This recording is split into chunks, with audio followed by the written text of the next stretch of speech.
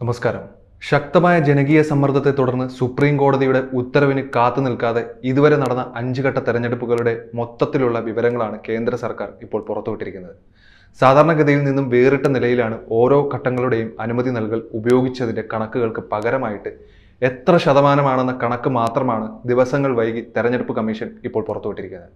എന്നാൽ ഇത് വൻ പ്രതിഷേധങ്ങൾക്കും നിയമ പോരാട്ടങ്ങൾക്കുമാണ് കാരണമായത്. അതല്ലാതെ ഒട്ടനവധി അവിശ്വാസങ്ങൾക്കും ആശങ്കകൾക്കും ഇത് വഴിവെച്ചിട്ടുണ്ട്.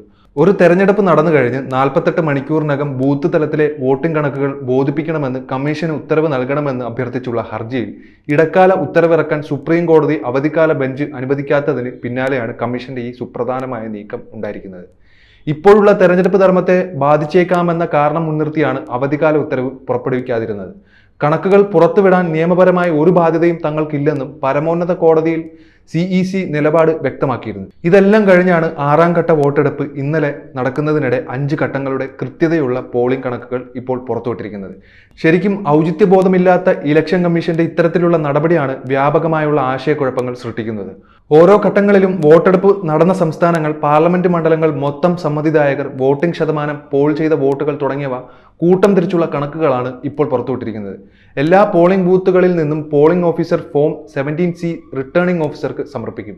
ചില ബൂത്തുകളിൽ നിശ്ചിത ദിവസം തന്നെ അത് ലഭ്യമാകണമെന്നില്ല. ഇതിന്റെ ശരികേടുകൾ ഉറപ്പുവരുത്തിയതിനു ശേഷമാണ് റിട്ടേണിംഗ് ഓഫീസർമാർ ഫോമുകൾ കമ്മീഷന് കൊടുക്കുന്നത്. അതുകൊണ്ട് ഒറ്റ രാത്രി കൊണ്ട് ഇത് നടപ്പാക്കാൻ കഴിയില്ലെന്ന നിലപാടാണ് കമ്മീഷന്റെ അഭിഭാഷകൻ ഇതിന്റെ വാദത്തിനിടയിൽ വ്യക്തമാക്കിയത്. എന്നാൽ കമ്മീഷൻ അഭിഭാഷകന്റെ ഈ വാദത്തിനോട് അംഗീകരിക്കുന്ന നിലപാടായിരുന്നില്ല കോടതി അന്നേരം സ്വീകരിച്ചതെന്നുള്ളതും ശ്രദ്ധേയമായ ഒരു കാര്യമാണ്. വോട്ടെടുപ്പിന്റെ കണക്ക് വിവരങ്ങൾ ഒരാൾക്കും മാറ്റിയെഴുതാനാകില്ലെന്നാണ് കമ്മീഷൻ വാർത്താക്കുറിപ്പിൽ വ്യക്തമാക്കിയിരിക്കുന്നത്. ഫോം നമ്പർ 17C അടിസ്ഥാനത്തിൽ പോളിംഗ് ഏജന്റുമാർക്കും ഈ കണക്കുകൾ കിട്ടുന്നതായിരിക്കും. കമ്മീഷൻ പുറത്തിറക്കിയ ആപ്പ് വഴിയും 24 മണിക്കൂറും ഈ കണക്കുകൾ പൊതുജനങ്ങൾക്കും കിട്ടുന്നതാണ്. തെരഞ്ഞെടുപ്പ് ധർമ്മത്തിനെ മോശമാക്കുന്ന രീതിയിലുള്ള ദുഷ്പ്രചാരണങ്ങൾ നടക്കുന്നത് കമ്മീഷന്റെ അറിവിൽ പെട്ടിട്ടുണ്ടെന്നും കമ്മീഷൻ വ്യക്തമാക്കുന്നുണ്ട്. തെരഞ്ഞെടുപ്പ് പ്രക്രിയയിലെ ശ്രേഷ്ഠത കമ്മീഷൻ ഉറപ്പാക്കുമെന്നും പറയുന്നുണ്ട്. ഇപ്പോൾ കമ്മീഷൻ പുറത്തുവിട്ട കണക്കുകൾ വെച്ച് നോക്കുമ്പോൾ കേരളത്തിലെ പോളിംഗ് ശതമാനത്തിൽ രേഖപ്പെടുത്തിയ വോട്ടുകളുടെ കാര്യത്തിൽ മാറ്റങ്ങളൊന്നും കാണുന്നില്ല.